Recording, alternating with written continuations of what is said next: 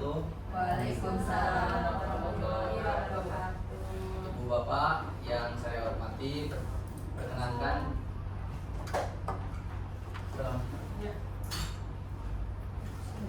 perkenalkan saya untuk membahas tentang komunitas belajar di dalam sekolah.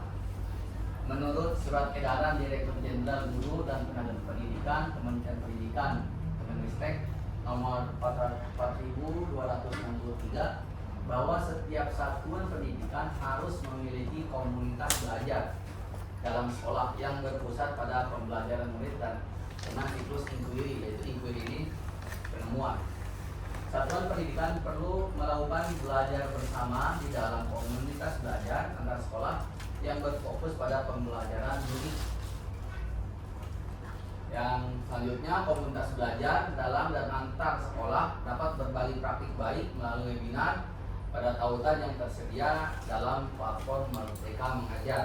Nah, ini komunitas kita juga sudah laksanakan. Dan Kemendikbud telah menyusun panduan optimalisasi komunitas belajar yang dapat diakses pada tautan berikut. Ini aksesnya. Ini materinya. Ya, Bu Bapak.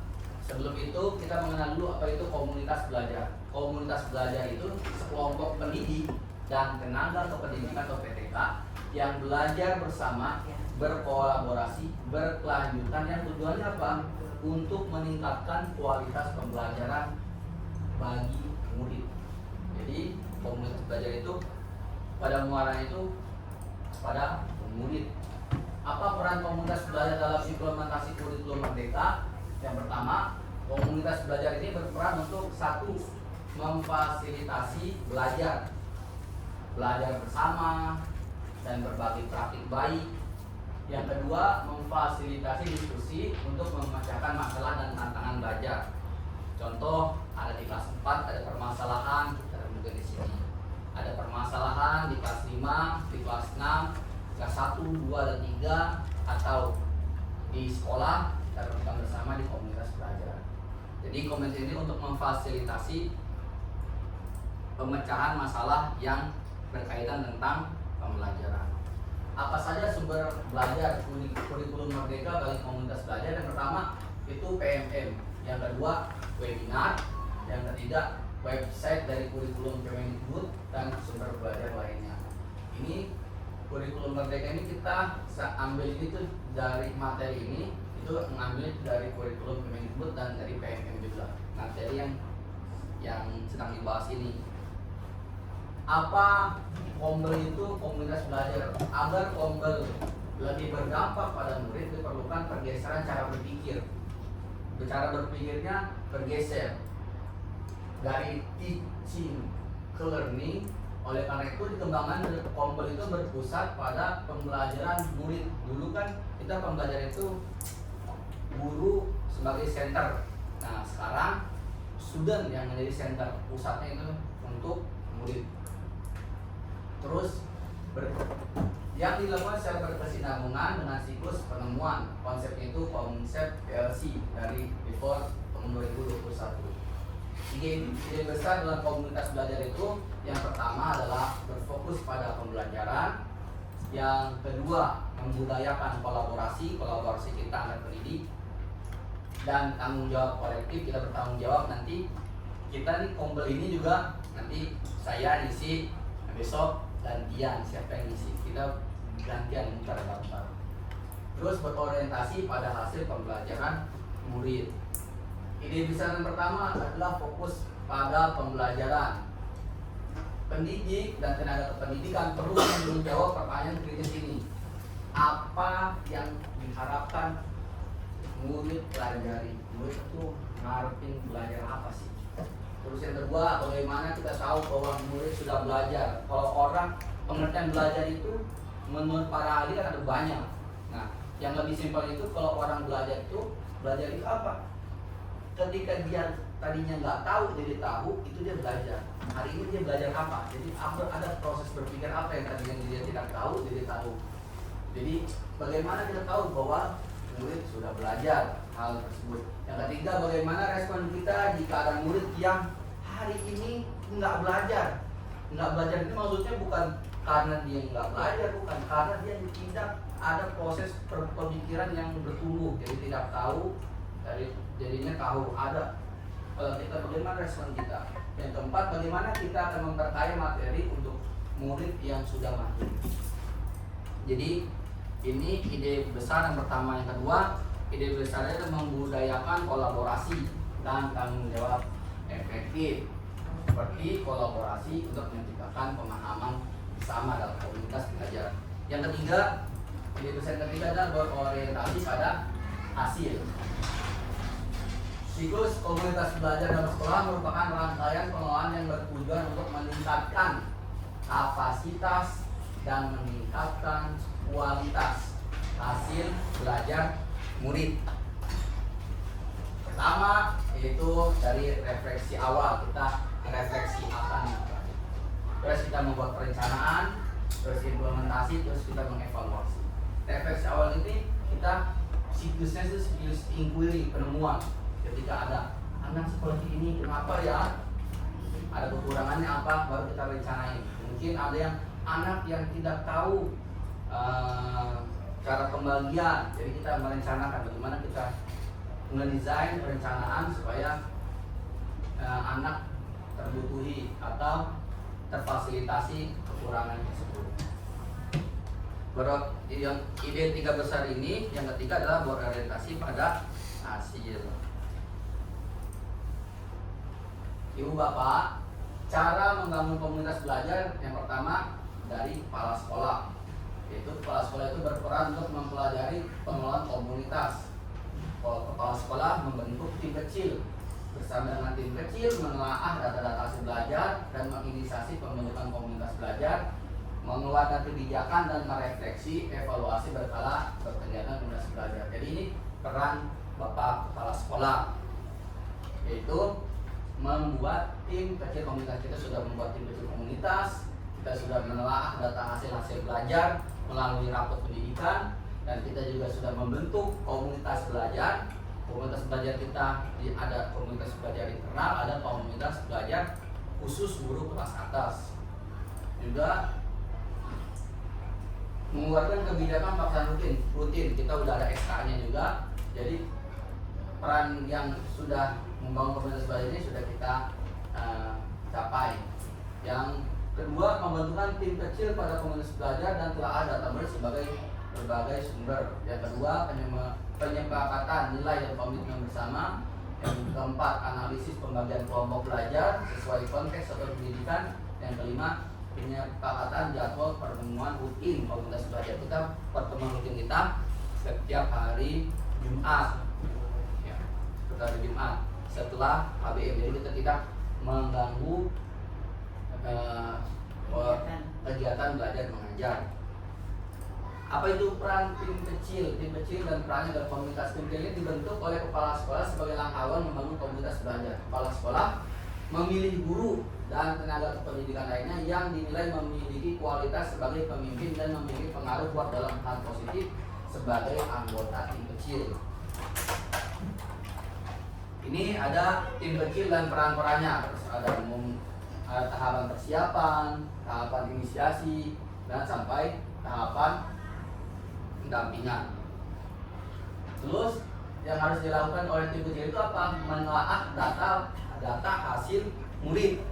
Data hasil murid itu kepala sekolah dan tim kecil perlu menganalisis data hasil murid dari berbagai sumber. Contohnya sumber itu dari rapot pendidikan sekolah kita. Kemarin kita sudah bersama-sama menganalisis rapot pendidikan kita bersama-sama bahwa kita unggulnya di literasi dan hitung belajar, yang kurangnya itu kita di numerasi. Jadi nanti kita ada target-target yang perlu kita, ini kita sekolah kita ini kurangnya di sini, jadi kita memiliki langkah-langkah yang akan kita hadapi nanti.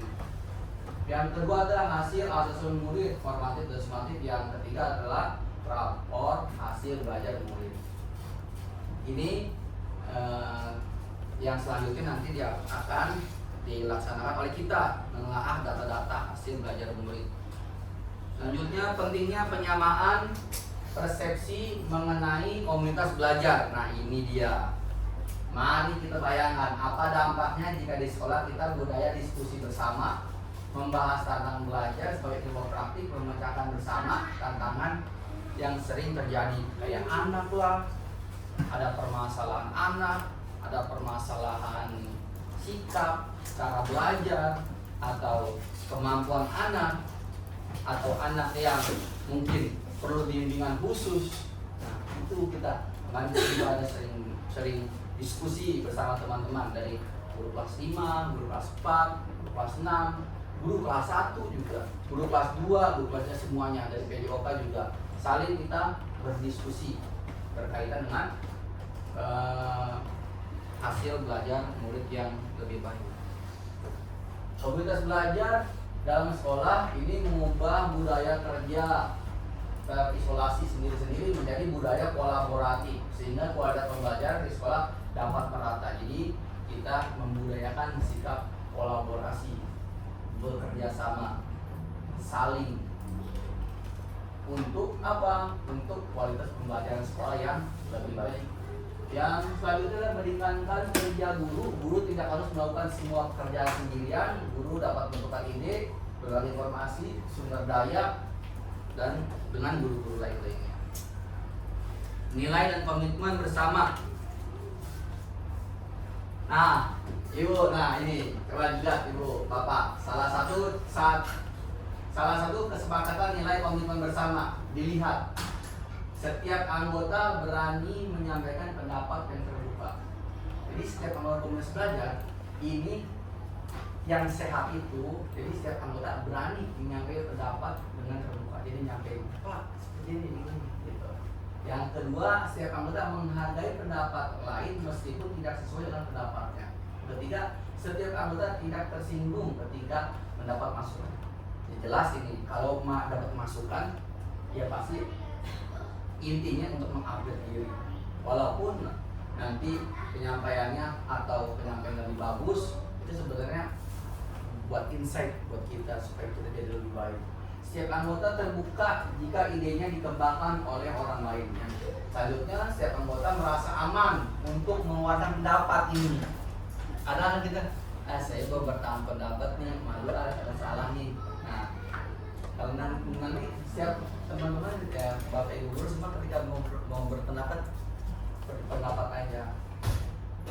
Ini Bapak Ibu, saya berbicara seperti ini untuk memberikan informasi ya, walaupun kesannya hanya mendengarkan saja, mudah-mudahan ada yang bisa diambil karena kita percepat dikit pembahasan ini.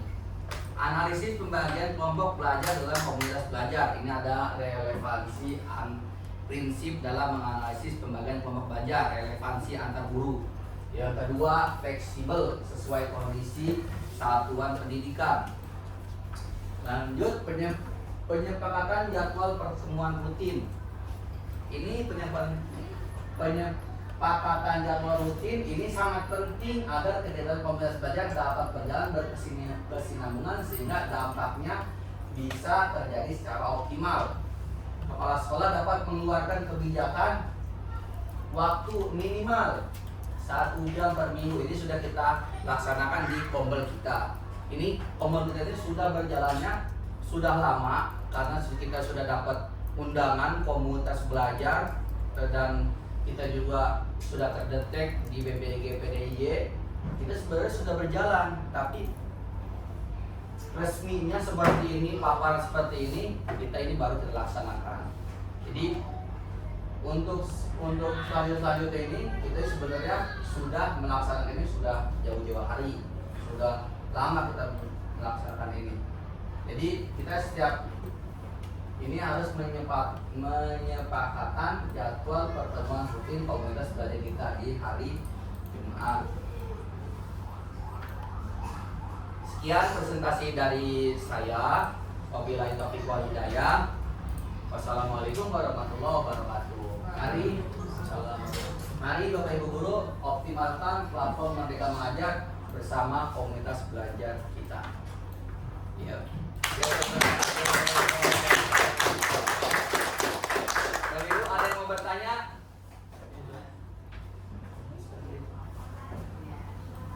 Tanya Pak, Ya, silakan. bagaimana menjaga konsistensi supaya kita, diri sendiri dan teman-teman tetap semangat melaksanakan kegiatan dalam kombel tersebut? Ya, benar sekali Pak. Ya, bagus sekali. Terima kasih Bu Teri karena sudah bertanya tentang bagaimana menyepakati komitmen kita dan komitmen bersama agar kombel ini berjalan dengan konsisten dan akan berkelanjutan. Terima kasih. Jadi setiap kegiatan kita ini pertama emang kita harus memiliki kesepakatan awal. Karena kenapa? Kesepakatan ini, nah kita ini paradigmanya kita geser. Jadi bukan kepala sekolah yang menugaskan, jadi kita yang bersama-sama merasa ingin meningkatkan kualitas pembelajaran, kualitas sekolah kita agar berdampak kepada peserta. Jadi kita dalam diri kita itu ada peduli ingin meningkatkan kualitas belajar sekolah kita bersama-sama. Jadi kita ada kesadaran, ada insight, terus ada keinginan untuk belajar bersama, dan kita sudah komitmen, kita sudah memiliki kesepakatan bahwa kita akan selalu bertumbuh walaupun nanti ketika kita sudah, contoh ada yang sudah diangkat jadi kepala sekolah atau diangkat jadi pengawas. Jadi pemikiran ingin bertumbuh itu tetap terjaga. Jadi ketika kita keluar dari sini jadi kepala sekolah atau jadi pengawas, kita tetap keinginan atau berkomitmen untuk tumbuh itu terus terjaga, dan komunitas yang sedang kita laksanakan ini akan berjalan konsisten dan berkesinambungan. Ya, seperti itu.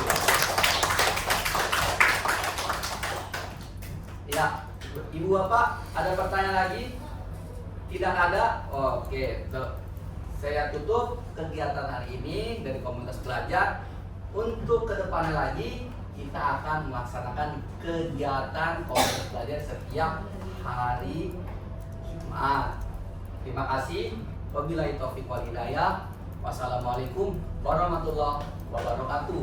Waalaikumsalam.